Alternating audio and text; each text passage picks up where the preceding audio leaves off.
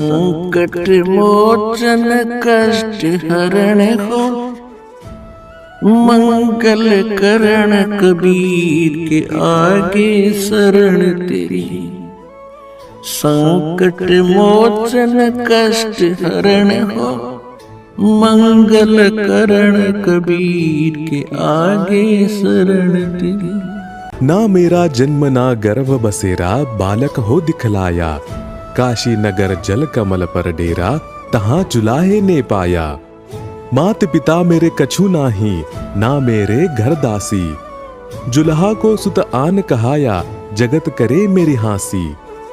जगद्गुरु तत्वदर्शी संत रामपालजी महाराज यांच्या पावन सानिध्यात परमेश्वर कबीर साहेबजी यांचा प्रकट दिवस दिनांक 9, 10 आणि 11 जून 2025 रोजी नेपाळसह भारतातील 12 सतलोक आश्रमांमध्ये 3 दिवसीय महासमागमाचे आयोजन केले जात आहे।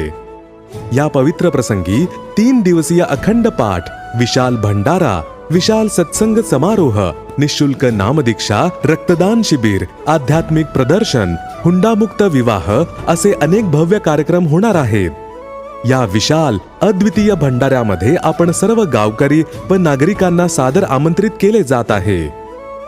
आपण कृपया या विशाल भंडारा आणि सत्संगामध्ये आपल्या कुटुंबासह नक्की उपस्थित राहून सदर कार्यक्रमाची शोभा वाढवावी, तसेच जगद्गुरु तत्वदर्शी संत रामपालजी महाराज यांच्या सानिध्यात होणाऱ्या या विशाल सत्संग व भंडाऱ्याचा लाभ घ्यावा।